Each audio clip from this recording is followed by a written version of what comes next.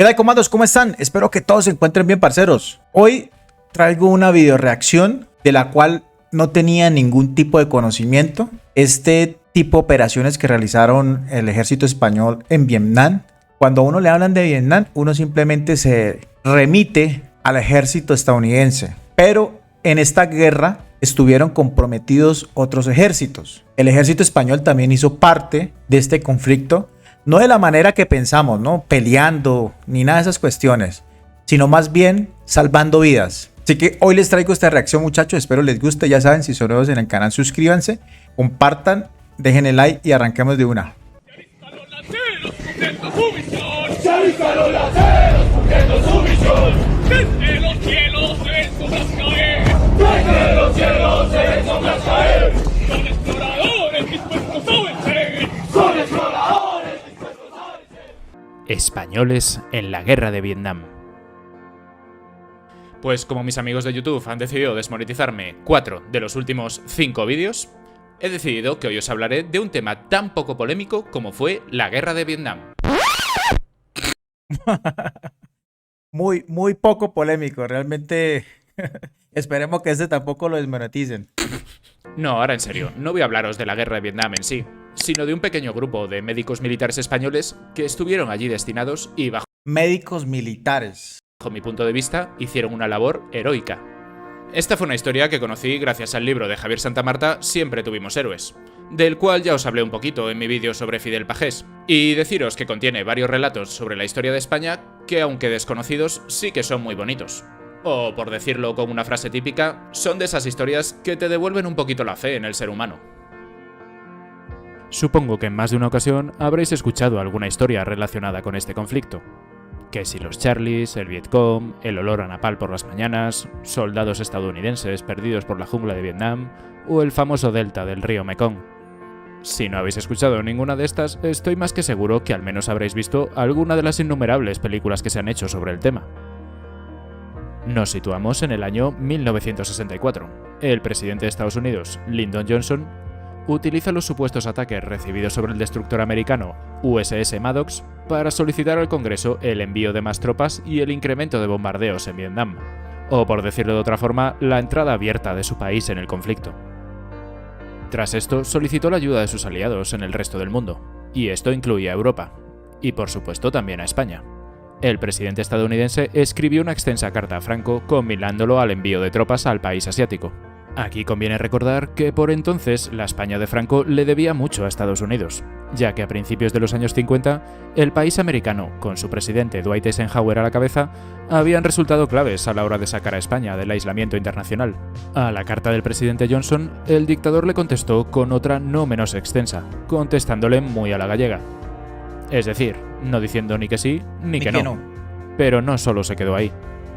Como os acabo de decir, la carta del dictador hacia el presidente estadounidense fue bastante larga, y por resumirla un poco con mis palabras, Franco comenzó diciéndole que muchas gracias por acordarse de España, para continuar diciendo... Se acordaron de ellos cuando necesitaban gente para la guerra, ¿no? Aquí en Colombia pasó algo parecido cuando la guerra de Corea, ¿no? Ahí sí se acordaron que existía un país como Colombia, ¿no? Que desde su experiencia militar, por mucho que fueran superiores en armamento y en número de tropas, en estos casos el entorno donde se desarrolla la contienda suele ser determinante. Y le venía a decir algo así que en estos casos el conflicto podría alargarse mucho más de lo que él se esperaba. Remató la carta con la parte más sorprendente de todas, diciéndole que él no conocía personalmente a Ho Chi Minh, pero que veía en él un gran líder y sobre todo un patriota que defendía a su país frente a las agresiones extranjeras. Os juro que por sorprendente que pueda pareceros, no me he inventado absolutamente nada. La carta en cuestión se conserva en el Archivo General de Estados Unidos.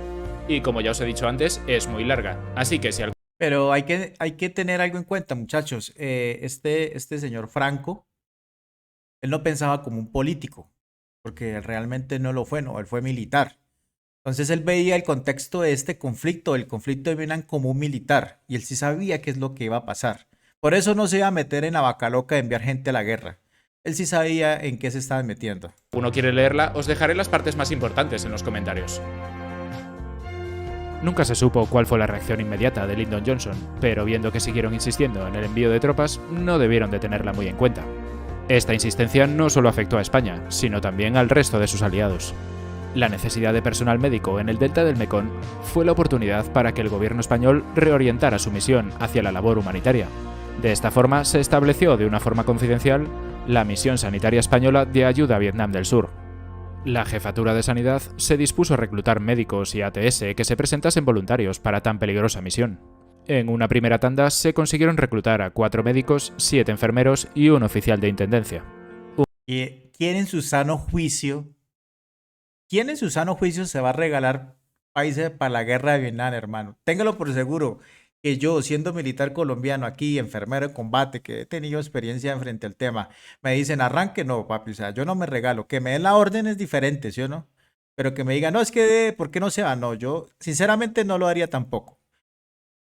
Es que ese tipo de conflictos son bastante fuertes, ¿no? Bastante fuertes. Que le digan a uno, bueno, orden, arranque mi cabo jurado. Y yo, bueno, como ordene. Ya es diferente. Un grupo de 12 personas que tendría sus correspondientes relevos durante el tiempo que durase la misión. Partieron de Madrid rumbo a Saigón, y al llegar a la ciudad vietnamita, les recibió un sargento del ejército americano con una calurosa frase de bienvenida. ¿Cuántos sois? ¿12? Volveréis a España unos 6. Aquí el Vietcong a los primeros que dispara es a los médicos.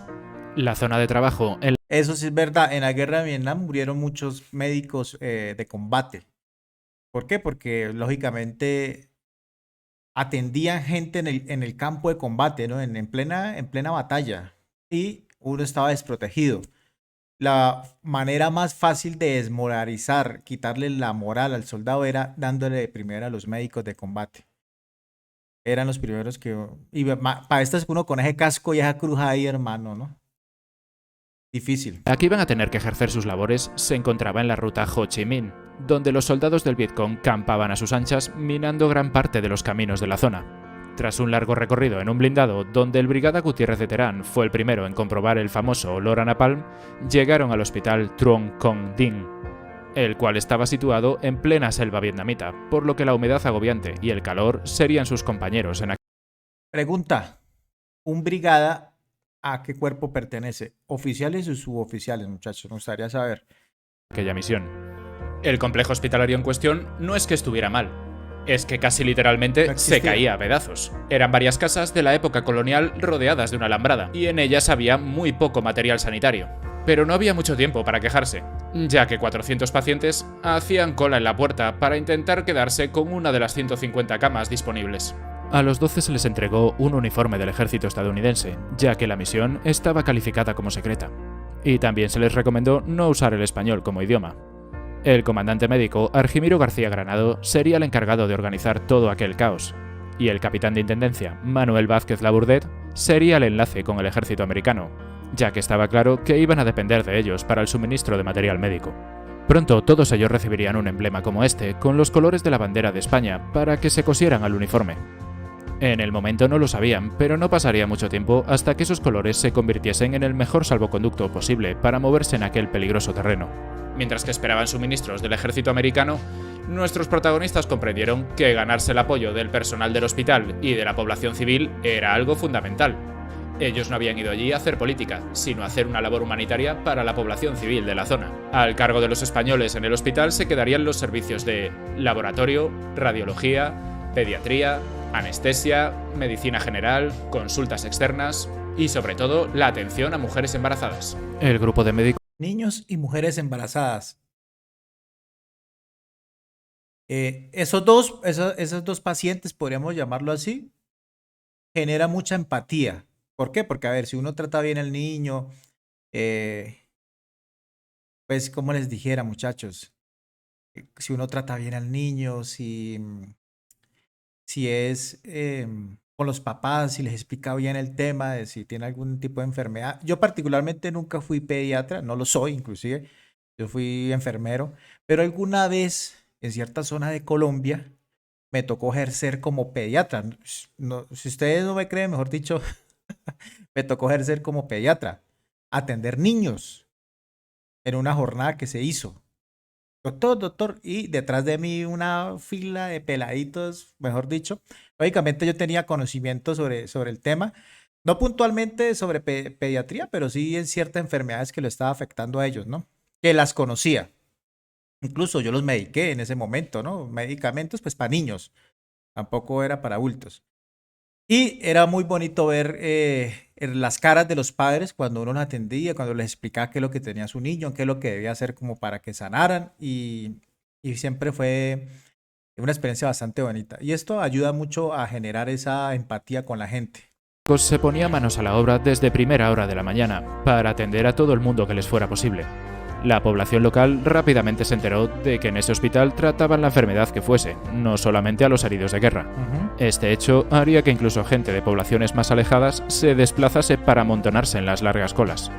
Los casos habituales a tratar en el hospital eran cólera, disentería, paludismo, tuberculosis, malformaciones congénitas de diverso tipo, algún que otro caso de lepra y un largo etcétera de enfermedades infecciosas causadas por la mala higiene, por no hablar de las heridas que producían el famoso napalm. En varias ocasiones tuvieron que tratar a bebés que habían sido atendidos por curanderos locales. Estos le habían suministrado algo llamado Medicine Chinois, que no era otra cosa que bolas de opio puro, que sí, le cortaban las habituales diarreas crónicas que estos tenían, pero también les producía parálisis intestinales que en la mayor parte de los casos eran mortales. Y en estos casos, ganarse la confianza de esa población para que dejaran de recurrir a esos famosos curanderos era algo fundamental. Nuestros protagonistas no tardaron en izar la bandera española en medio del patio para que ondease como señal de territorio neutral, y que allí no se entendía de bandos. De hecho, no fueron pocos los Vietcong que fueron allí atendidos. La seguridad en la zona era escasa. A las malas condiciones higiénicas se sumaban los morteros que caían cerca, o los ruidos de ametralladoras automáticas e incluso los disparos desde las inmensas hojas de las plataneras. De hecho, en más de una ocasión, civiles o trabajadores de hospital se les acercaban a advertirles «Esta noche, boom boom», avisando que esa misma noche habría un ataque muy cercano al complejo. Pero el verdadero peligro venía cuando tenían que realizar visitas a domicilio. No en pocas ocasiones se encontraron a soldados del Vietcong durante el camino, que llevaban su uniforme negro y su característico sombrero. Menos mal que todos nuestros protagonistas, incluyendo los posteriores relevos, se aprendieron una palabra en el idioma local que fue su salvoconducto. La palabra en cuestión era Tai Van Na, o lo que viene a significar españoles. El verdadero peligro llegó en febrero de 1968, cuando tuvo lugar la ofensiva del Tet, en el que el Vietcong realizó diferentes ataques en el sur, como en la ciudad de Saigón y el complejo en el que se hallaban nuestros médicos. Esa noche se cuenta que el héroe fue el capitán médico Merlo Saldaña. Durante el bombardeo se hirió de gravedad a un sargento americano que se encontraba en un pabellón al otro lado del patio. El capitán español cogió un maletín con su instrumental y cruzó el patio corriendo mientras caían granadas y morteros a su alrededor. Nadie sabe cómo, pero consiguió llegar y salvar la vida al sargento. A la mañana siguiente, obviamente, todos ellos tuvieron que volver al trabajo, y en una de las múltiples visitas que realizaban a domicilio, se dio una de esas situaciones muy inusual en una guerra, ya que durante el camino una patrulla del Vietcong les paró, para pedirles disculpas por las bombas del día anterior, ya que estas no iban dirigidas hacia ellos. Pero no solo se ganaron la admiración de estos últimos, ya que el ejército americano los tenía en muy alta estima. De hecho, un capitán médico del ejército estadounidense contó asombrado cómo uno de nuestros protagonistas se inyectó un tubo de transfusión en un brazo, mientras que con el otro operaba de un tumor a una mujer, la cual terminó viviendo. Sobra decir que mientras que en equipos médicos de otros países se sufrieron bajas, el equipo español inicial y sus futuros relevos, unos 30 médicos militares en total, volvieron a casa todos y cada uno de ellos.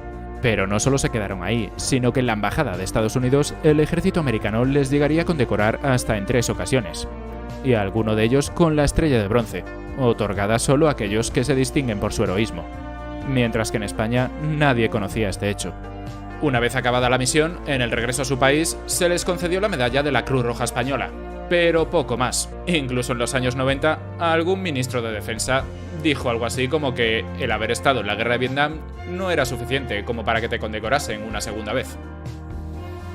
En fin, como ya he dicho en alguna ocasión, así es como suele tratar España a sus héroes. Por otro lado, y para terminar... Tranquilo, muchachos, que aquí en Colombia pasa exactamente lo mismo. En estos momentos de nuestra historia en Colombia, nuestros héroes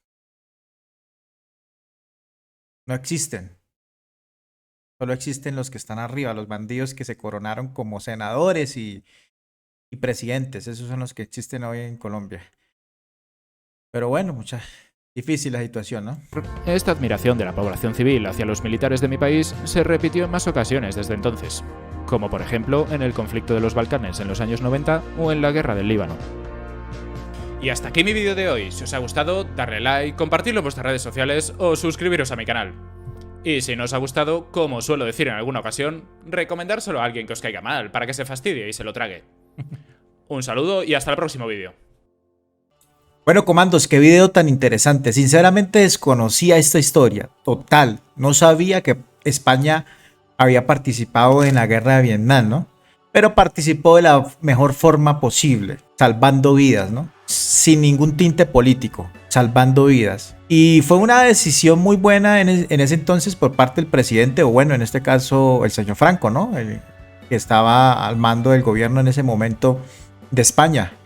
Porque como les dije al inicio, el hombre pensó como militar, él no pensaba como político. Él sabía hasta dónde iba a llegar ese conflicto.